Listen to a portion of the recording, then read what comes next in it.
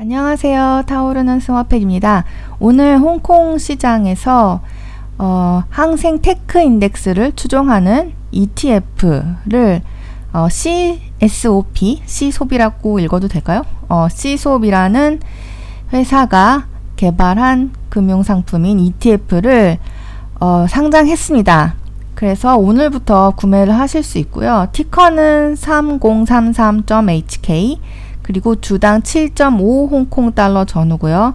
최소 구매 단위는 200주를 사셔야 돼요. 그래서 한화로 계산을 해봤을 때 약 한 23만원 정도부터 투자를 하실 수 있습니다. 이 항생 테크 지수라는 거는 한 달 전에 생겼는데요. 한 달 전에 7월 27일에 생겼고요. 그때 처음 출범했을 때 지수가 한 7천 초반에서 시작을 했다가 다시 7,500 정도까지 크게 올랐다가 8월에 들어서 다시 트럼프가 위챗을 미국에서 못 사용하게 하겠다고 하는 행정명령에 서명을 하는 등 좀 그런 텐션이 있었어요. 긴장감이 있어서 다시 약간 떨어져서 7,000대를 유지하고 있다가 최근에 또 눌려있던 텐센트라든지 알리바바와 같은 기업의 주가가 크게 오르면서 오늘은 한 7,600대에서 움직이고 있어요. 이 지수는 홍콩에 상장된 기술 기업들 중에서 30개 기업을 묶었습니다. 요새 미중 갈등 때문에 원래 중국의 기술 기업들은 나스닥에 상장을 많이 했어요. 그런데 나스닥에서 이제 트럼프가 미국식 회계를 따르지 않으면 상장 폐지를 시키겠다. 뭐 미국 연기금은 중국 기업에 투자하지 말라. 이런 이야기들을 하면서 나스닥에서 재평가를 받기 힘들어지고 또 나스닥에서 뭐 상장 폐지라든지 그런 걸 당할 수 있다는 건 굉장히 큰 리스크잖아요. 그래서 홍콩으로 돌아오거나 아니면 본토로 돌아와서 이중 상장하는 테크 기업들이 늘어나고 있어요. 예를 들어서 징둥이라든지 넷이즈 같은 기업은 돌아와서 홍콩에서 상장을 했죠. 이렇게 이 항생 테크 인덱스에 들어있는 30개 기업을 보면 홍콩 거래소가 얼마나 이렇게 중국의 나스닥을 키워내려는 어떤 야심을 가지고 있는지 알 수 있죠. 오늘은 그 안에 들어있는 30개 기업에 대해서 아주 간략하게 알아볼 거예요. 시총 기준으로 가장 큰 기업은 알리바바인데요. 이 30개 기업의 비중은 어떻게 가져가려는 계획이냐면 많아도 8%를 넘지 않게 라는 것이 이 ETF의 뭐라고 할까요? 그 메소드라고 할까요? 그러니까 그 알리바바가 아무리 커져도 8%를 훌쩍 넘는 비중으로 늘어나지는 않을 것이다. 이것이 이 ETF의 운용 방침이고요. 그러면 가장 시총과 비중이 큰 알리바바부터 알아보도록 하겠습니다. 알리바바는 뭐 설명할 필요가 없을 정도로 중국에서 모두가 쓰고 있는 거대한 이커머스 기업이고요. 동남아에서도 라자다와 같은 쇼핑 사이트에 지분을 투자해서 점유율을 늘려가고 있죠. 전자상거래 뿐만이 아니고 뭐 클라우드라든지 헬스케어, 자율주행, OS 등 다양한 첨단 기술에서 1위를 차지하면서 시장 지배력을 확대하고 있고요. 최근에 화제가 되고 있는 것은 이 알리바바가 큰 지분을 가지고 있는 알리페이로 알려진 엔트파이낸셜이 중국 아마 과창판이겠죠? 중국의 과창판과 홍콩에서 상장이 될 것이다 라고 하면서 굉장히 규모가 큰 상장 의 하나로 큰 화제를 모으고 있습니다. 그리고 두 번째로 텐센트입니다. 텐센트 역시 말이 필요 없을 텐데요.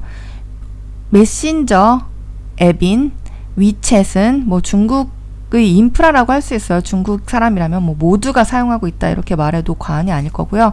사용 인구도 11억, 제가 최신 정보는 업데이트 안 해서 모르겠는데 아마 10억, 11억 아마 이 정도의 규모일 거예요. 그리고 텐센트는 또 게임에서 굉장히 큰 존재감을 드러내고 있죠.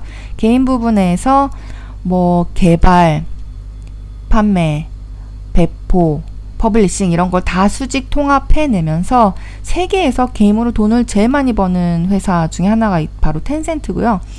그리고 직접 전자상거래도 해보려고 하다가 잘 안 돼서 아예 전략을 바꿨죠. 잘하는 기업들의 지분을 투자하는 방식으로 전자상거래 방면에서 존재감을 늘려가고 있습니다. 예를 들어서 뭐 징둥, 핀더더, 샤오홍슈 이런 큰 이커머스 사업에 투자를 해서 알리바바와 대적을 하고 있고요. 게임 스트리밍 부문에서는 뭐 후야, 또위, 빌리빌리 이런 데 지분 투자하고 있죠. 정말 다양한 회사의 지분을 가지고 있어서 생태계를 만들어냈어요. 그래서 다양한 생태계의 첨단 기업들의 2대 주주로 등극하는 전략이 꽤나 유효했다고 보입니다. 세 번째로 메이투안 디엠핑인데요. 배달 서비스와 리뷰 서비스를 합쳤죠. 그러니까 메이투안과 디엠핑이 이제 합병을 해서 생겨난 회사인데요. 중국의 오프라인 투 온라인 경제를 빠르게 잠식하면서 최근에 급속한 성장을 보여주었고요. 그리고 음식 배달뿐만이 아니고 다양한 분야의 종합 생활 서비스를 제공하면서 중국의 인프라가 되어가고 있습니다. 작년 초만 해도 주가가 한 60달러인가? 그 정도였고요. 올해 한 5월, 6월 정도만 해도 주가가 한 140달러? 그때만 해도 너무 많이 올랐다. 너무 끝물 아닌가? 이런 이야기가 나왔는데요. 요새 메이투안 디엠핑은 뭐 260달러? 요새 정확하게 얼마인지 모르겠지만 지금 메이투안 디엠핑의 주가는 270달러까지 갔네요. 와, 정말 장난이 아니게 빠르게 주가가 오르고 있는 기업 중에 하나입니다. 이를 뒷받침해 주면서 최근에 발표한 상반기 매출 2020년 상반기 매출 전년 대비 46% 성장했고요. 굉장히 좋은 성장하는 실적을 보여주면서 주가도 쭉쭉쭉쭉 오르는 모습을 보여주고 있습니다. 네 번째로 징둥닷컴인데요. 징둥은 앞서서 설명해 드렸듯이 텐센트가 지분을 투자하면서 전략적으로 협력을 지속해온 전자상거래 플랫폼이고요. 징둥은 첨단 기술에 투자를 굉장히 많이 해서 물류를 무인화하거나 뭐 블록체인, 그러니까 유통의 블록체인 같은 기술을 도입하는 등에도 힘쓰고 있어요. 최근에 실적 발표를 했는데 전년 2분기에 비해서 매출이 33.8% 증가했고요. 실적이 굉장히 좋게 나와서 그 이후로 주가가 굉장히 많이 올랐어요. 다섯 번째로 넷이즈입니다. 징둥닷컴과 함께 거의 비슷한 시기에 나스닥에서 홍콩 증시로 회귀라고 해야 되나? 이중 상장을 한 테크 기업이죠. 텐센트에 이은 중국 내 개인 매출 2위 기업이고요. 카카오 게임즈와도 협력을 하고 있어서 한국에서도 음향사 같은 게임으로 알려져 있습니다. 여섯 번째로 샤오미예요. 처음에 10년 전에 제가 샤오미를 처음 알았을 때는 그때 MIUI라는 독자 개발 커스텀 안드로이드 OS죠. 그거를 탑재한 스마트폰을 제조해서 싸지만 굉장히 퀄리티가 높은 스마트폰을 만든다. 이런 평가를 받았던 작은 스타트업이었는데 어느새 글로벌 점유율을 엄청나게 늘려가면서 스마트폰 점유율로 지금 세계 시장에서 거의 뭐 4위, 5위, 6위 이 정도 급이죠. 굉장한 대기업으로 성장했고요. 앞으로 10년은 AI라든지 IoT 부문으로 나아가겠다는 기업 비전을 CEO인 레이준이 보여주었습니다. 실적도 굉장히 좋게 나왔고요. 또 최근에는 화웨이를 제재하고 있잖아요. 그래서 그 화웨이가 차지하고 있던 시장 점유율을 샤오미가 더 가져가지 않을까라는 전망도 보이면서 최근에 주가 흐름이 굉장히 좋죠. 최근에 이 며칠만 두고 봐도 한 20% 넘게 오른 것 같아요. 일곱 번째로 알리건강입니다. 알리바바가 투자한 원격 의료 시스템이고요. 핑안 굿닥터와 함께 원격 의료 산업을 대표하는 2대 기업이죠. 코로나 때문에 병원에 직접 방문하기보다는 원격 의료 시스템을 선호하는 사람들이 많이 늘어나면서 성장이 기대되었고요. 그리고 이 알리바바는 약 배달로 유명하죠. 그러니까 모바일 앱을 켜고 이제 의사 선생님을 고르고 모바일 화상으로 이제 의료 서비스를 받은 다음에 약을 처방을 받으면 이제 집에서 기다리고 있으면 30분 뒤에 배달로 이제 배달 서비스로 약을 바로 집까지 보내주는 굉장히 편리한 그런 생태계를 만들어냈고요. 주가는 약간 비싼 것 같기도 하지만 그만큼 원격 의료 시장의 성장을 기대하고 있는 건 아닐까 하는 생각이 드네요. 8번째로 SMIC입니다. 이거는 전형적인 미중 갈등의 수혜주라고 할 수 있죠. 미중 분쟁이 격화되면서 전 세계적으로 가장 큰 시장 점유율을 가지고 있는 대만의 TSMC, 파운드리 업체죠. TSMC가 미국을 택해야 하나 중국을 택해야 하나 굉장히 곤란해하다가 결국 화웨이와 같은 중국 기업을 버리고 미국을 선택했습니다. 그렇게 되면 이제 중국은 어떻게 해야 돼요? TSMC가 자신들을 위해서 반도체를 더 이상 만들어주지 않으니까 어떻게든 국내에서 조달을 해야 되겠죠. 그래서 이 SMIC라는 회사가 중국의 반도체 국산화, 중국의 반도체 굴기에 기대를 한 몸에 떠안고 있습니다. 기술적으로는 아직 14나노 공정, 지금 TSMC는 7나노 공정 이 가능하고요. 뭐 앞으로 3나노에 들어가겠다 뭐 이런 얘기까지 나오고 있죠. 그래서 TSMC라든지 삼성과 같은 인류 기업과 비교하면 기술 격차는 아주 커요. 현재는 기술 격차가 굉장히 크지만 앞으로 중국산 전자제품에 들어갈 반도체의 수요도 급증하겠고 또 정부도 국내 반도체 기업들에게는 세금을 안 걷겠다 뭐 이런 대대적인 지원을 해주고 있어서 앞으로 높은 성장이 기대됩니다. 9번째로 써니옵티컬인데요. 여기는 이제 스마트폰 부품 업체로 화웨이나 삼성 등의 카메라 모듈을 제공하고 있습니다. 10번째로 핑안굿닥터이고요. 핑안굿닥터는 핑안보험의 계열사로 중국의 최대 온라인 헬스케어 플랫폼이고요. 온라인에서 의사를 이렇게 검색하고 거기 쓰여있는 리뷰를 참조해서 진료를 예약할 수 있죠. 알리건강과 함께 코로나로 인해서 수요가 급증하면서 주가도 크게 상승했었습니다. 유료 회원 매출의 상승세가 지속되고 있고요. 곧 흑자 전환도 가능하지 않을까 이렇게 보여요. 그리고 11번째 AAC 테크놀로지 홀딩스입니다. 여기는 심천에 위치한 미니어처 음향 부품 제조 회사고요. 스마트폰, 태블릿, 웨어러블 기기 등에 들어가는 초소형 스피커 등을 공급하고 있습니다. 아이폰의 소형 스피커를 공급하고 있고요. 그래서 애플 관련주로 묶여서 아이폰 수요 전망이 좋으면 주가가 오르고 좀 주춤하면 떨어지고 그런 경향이 있어요. 12번째로 BYD입니다. 중국 최대 전기차 업체고요.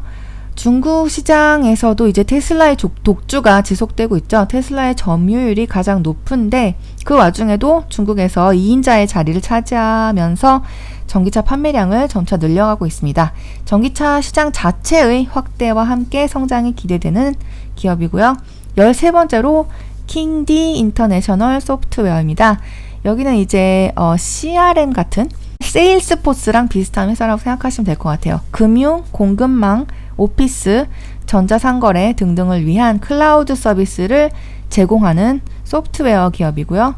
엔터프라이즈, 사스, 소프트웨어 에저 서비스죠. ERM 등 금융 클라우드 이런 부문에서 점유율 1위를 차지하고 있어요. 14번째로 레노버 그룹입니다. 여러분들도 많이 보셨을 거예요. 그 싱크패드라고 시꺼먼 노트북, 그 네모나게 생긴 싱크패드가 굉장히 히트 상품이었죠. 지금도 스마트폰, 노트북 컴퓨터, 프로젝터, 데스크톱 컴퓨터, 워크스테이션, 서버 등을 제조하고요.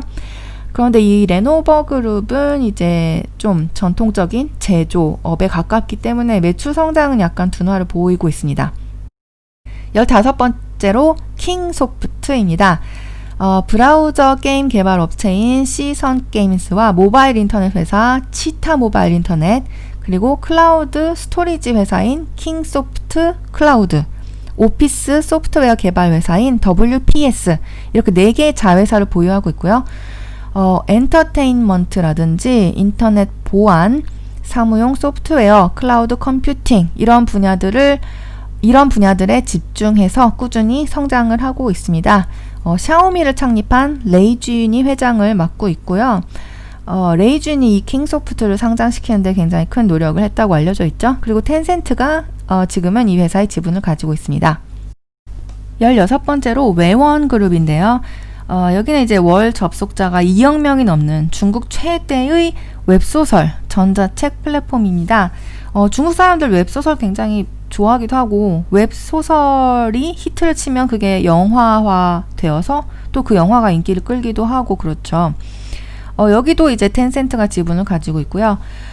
외원그룹의 경우에는 전자책 웹소설뿐만이 아니고 적극적으로 미디어 부문에도 투자를 늘려가면서 독자적인 엔터테인먼트 생태계를 구축해 나가고 있습니다.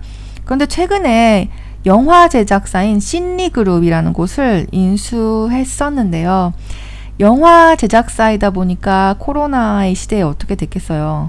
뭐 제대로 된 촬영도 못했겠고 영화 개봉도 잘 못했겠죠. 그래서 여기서 손실을 많이 냈기 때문에 단기적으로 주가 흐름은 별로 좋지 않았어요. 하지만 장기적으로 뭐 웹소설, 전자책 플랫폼이 중국에서 많이 성장해 나갈 것이다 이렇게 생각한다면 앞으로의 성장세는 분명히 있을 거라고 보입니다. 17번째로 화홍 반도체. 여기도 이제 SMIC와 함께 중국의 파운드리 업체고요. 8인치, 12인치 웨이퍼를 생산하면서 5G, IoT 등의 첨단 분야의 반도체를 공급하고 있습니다. SMIC와 함께 같이 묶여서 종종 중국 반도체 국산화, 중국 반도체 굴기의 수혜주로 꼽히고 있고요. 여기도 역시 중국 정부가 대대적으로 밀어주면서 10년 동안 법인세 안 걷겠다 이렇게 계획을 밝힌 바가 있죠. 18번째로 ASM 퍼시픽입니다. 이 회사는 반도체 장비 제조업체라고 할 수 있고요. 싱가포르에 본사가 있어요. 반도체 패키징, 전자제품 생산에 대한 기술과 솔루션 등을 제공하고요. 최근에는 산업용 사물 인터넷 분야를 강화하면서 고객들에게 데이터 분석 솔루션도 제공하고 있다고 합니다. 19번째로 쿨런. 여기는 이제 뉴 오리엔탈 에듀케이션 테크놀로지 그룹. 이 그룹은 니스에 상장이 되어 있고 티커는 EDU인데요. 이 그룹 산하의 온라인 교육 서비스예요. 여기는 이제 교수진을 인하우스에서 가지고 있고요.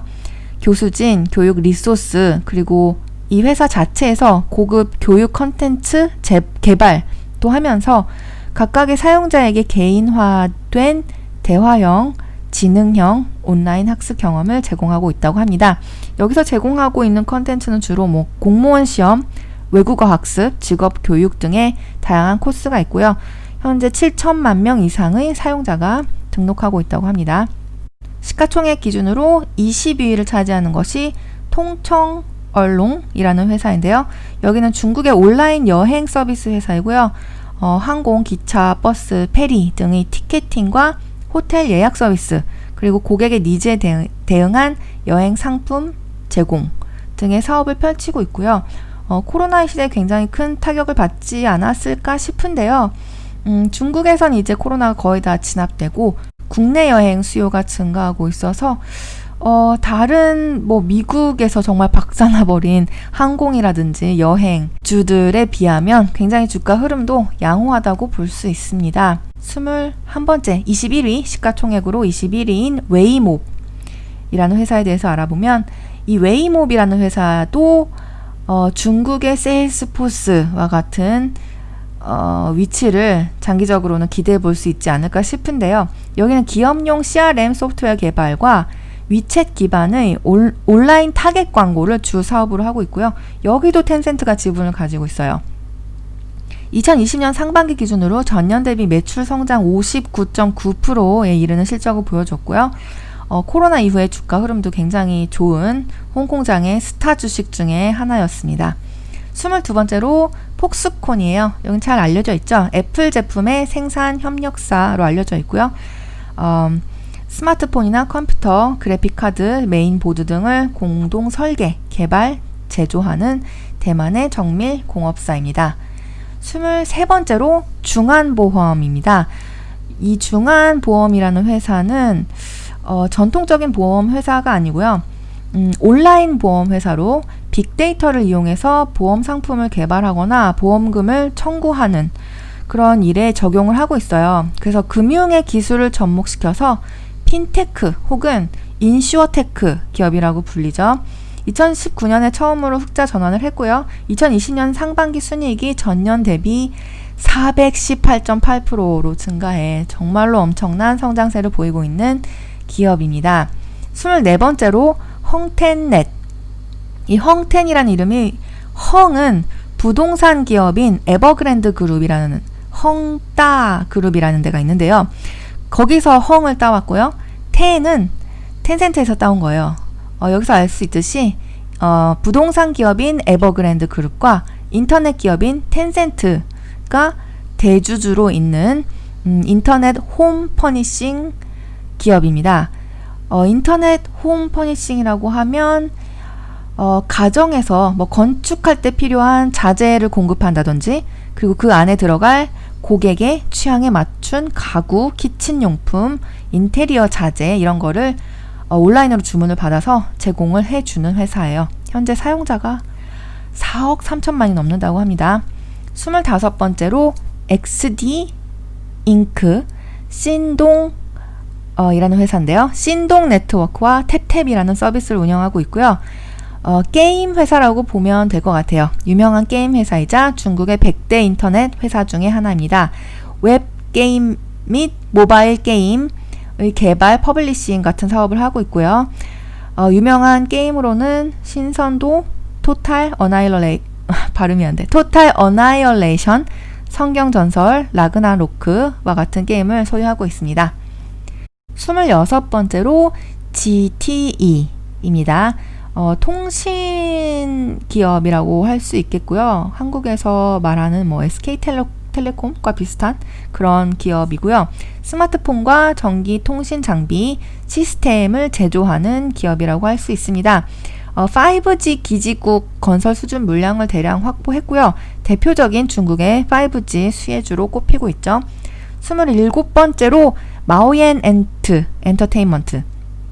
여기는 이제 엔터테인먼트와 관련된 티켓팅, 상품 개발, 뭐 데이터 관리, 마케팅, 파이낸싱 등의 플랫폼을 이용해서 이런 서비스들을 뭐 영화라든지 TV 시리즈 제작 또는 뭐 라이브 쇼, 비디오, 숏폼 비디오, 그리고 뭐 웹 시리즈, 음악, 아티스트, 인플루언서 이런 사람들에게 제공하는 사업을 하고 있어요. 28번째로 넷드래곤. 여기는 온라인 게임, 온라인 교육, 음성 인식, 인터랙티브 하드웨어, 인터랙티브 소프트웨어 같은 솔루션을 개발하는 뭐 소프트웨어 회사, 소프트웨어 인터넷 기업이라고 할 수 있겠고요. 에드모도라는 교육 네트워크와 온라인 게임, 많은 온라인 게임을 소유하고 있습니다. 29번째로 큐테크. 여기는 스마트폰 등의 모바일 단말에 장착되는 카메라 모듈과 지문 인식 모듈을 제조하고 판매하는 회사예요. 주로 하이엔드 카메라 모듈을 개발 생산하고 있고, 또 최근에 많이 장착되기 시작한 듀얼 카메라, 멀티 카메라, 3D 카메라, 그리고 스마트 홈용 카메라, 자동차용 카메라 모듈 이런 것들을 만들어서 제공하고 있습니다. 여기도 이제 2020년 상반기에 순이익이 3.35억 위안으로 전년 대비 85.54% 증가했고요. 5G 시대가 되면 더욱 사람들이 더 고퀄리티의 사진을 찍고 제조업체들은 더 고퀄리티 하이엔드 카메라 모듈을 붙이겠죠. 더욱더 성장이 기대되는 회사입니다. 마지막 30번째입니다. 이신이라는 기업이고요. 여기는 온라인 자동차 거래 플랫폼이고요. 자동차 메이커, 딜러, 금융 파트너, 서비스 프로바이더, 구매자를 전부 아우르는 이런 관계자들에게 자동차의 라이프 사이클을 고려한 서비스를 제공하고 있다고 해요. 그러니까 뭐 금융 파트너와 함께 대출 프로그램을 짜서 이거를 구매자에게 제공한다든지 뭐 그런 서비스를 개발, 제공하고 있겠죠. 그러니까 차량 거래에 대한 서비스 생태계를 구축해 나가고 있다고 해요. 여기는 조금 코로나19로 인해서 타격을 크게 입어서 2020년의 상반기 매출은 전년 대비 49% 감소했다고 합니다. 이렇게 항생테크 지수에 편입되는 30개 종목 모두에 대해서 간단히 다뤄봤고요. 정말 성장세가 대단한 회사들도 많고 인기가 있는 기술주들만 모아놔서 정말 이 홍콩 거래소의 야망이 이글이글 느껴집니다. 저는 개별적으로도 투자하고 있는 종목들이 이 안에 몇 있지만 이 ETF도 굉장히 좋은 상품이라고 생각해요. 왜냐하면 첫 번째로 일단 위험이 분산되잖아요. 리스크가 굉장히 분산이 되고 또 한국 투자자분들은 굉장히 중국의 개별 종목에 대해서 투자하는 데 심리적인 장벽이 있다고 생각하거든요. 최근에 루이싱 커피의 건도 있었고 정보가 부족하기도 하고 중국에는 역시 그 통계라든지 공시의 문제, 공시가 약간 미흡하기도 하고 그렇기 때문에 약간 불안하실 수 있는데 ETF는 이제 위험이 싹 분산이 되니까 더 이상 두렵지 않겠죠. 그리고 두 번째로는 이제 소액으로 투자할 수 있다는 점이 굉장히 매력적인 것 같아요. 예를 들어서 지금 텐센트에 투자하고 싶다. 그럼 텐센트 주가가 지금 550 홍콩 달러예요. 그러면 한 주에 얼마야? 대충 한 8만 원이니까. 근데 홍콩 시장에서는 이제 최소 거래 단위라는 게 있어요. 그래서 텐센트의 경우에는 100주를 최소 투자하셔야 됩니다. 그러니까 텐센트에 투자하려면 800만 원이 필요한 거예요. 근데 이 800만 원이라는 돈을 하나의 종목에 투자하기가 쉽지 않겠죠. 근데 이 ETF는 최소 거래 단위가 200이지만 한 주가 지금 7달러에서 8달러 선으로 왔다 갔다 하고 있으니까 한국 돈으로 1200원 정도 되죠. 그러니까 200줄 사도 한 25만 원 정도밖에 안 되는 거예요. 그러니까 차곡차곡 소액으로 중국 주식에 적은 위험을 감수하면서 투자하기에 정말 좋은 선택지인 것 같아요. 마지막으로 홍콩 시장에 처음 투자하시는 분들 위해서 팁을 두 가지 드리자면 첫 번째로 홍콩 달러 이 환율을 어떻게 봐야 하나 이런 궁금증을 가지고 계신 분들이 몇 있었는데 홍콩 달러는 기본적으로 미국 달러와 연동되어 있어요. 그러니까 페그제라는 걸 계속 80년대부터 시행해 왔는데 그러니까 미국 달러의 움직임에 맞춰가는 거예요. 인위적으로. 그러니까 미국 달러당 홍콩 달러는 이제 7.75부터 7.85라는 굉장히 좁은 폭 안에서만 왔다 갔다 할 수 있고요. 7.75 아래로 내려가려고 하면 그거는 바로 이제 달러가 비싸졌다는 얘기겠죠? 달러가 싸졌다는 얘기. 헷갈려. 이거 너무 헷갈려. 아무튼 어떻게 생각하시면 되냐면 이 7.75에서 7.85의 범위를 벗어나려고 하면 이 중앙은행과 비슷한 홍콩의 금융관리국에서 돈을 풀거나 돈을 회수해 가면서 이 환율을 인위적으로 통제하고 있다. 이렇게 보시면 될 것 같아요. 그러니까 홍콩 달러랑 미국 달러는 같이 움직인다. 이렇게 생각하시면 되고요. 두 번째로 홍콩에는 특이하게도 점심시간이 있습니다. 그러니까 홍콩 시간으로 12시부터 1시, 한국 시간으로는 1시부터 2시. 이 시간에는 이제 다들 금융업 관련 종사자들도 이제 밥을 먹어야 되기 때문에 중국 사람들 밥을 굉장히 소중하게 생각하기 때문에 밥을 꼭 먹어야 되기 때문에 점심시간이 있습니다. 그래서 한국 시간으로 1시에서 2시까지는 거래가 안 된다는 점 꼭 기억해 두시길 바랍니다. 저는 이 ETF를 이제 적금 들듯이 조금씩 사보려고 하고요. 앞으로 3년 후, 앞으로 5년 후가 굉장히 기대되는 투자 상품이라고 생각합니다. 이렇게 항생테크 지수에 포함된 기업 30개를 다 알아봤고요. 도움이 되셨다면 구독, 좋아요 부탁드릴게요. 그러면 즐거운 투자 생활 되시길 바랍니다. 안녕.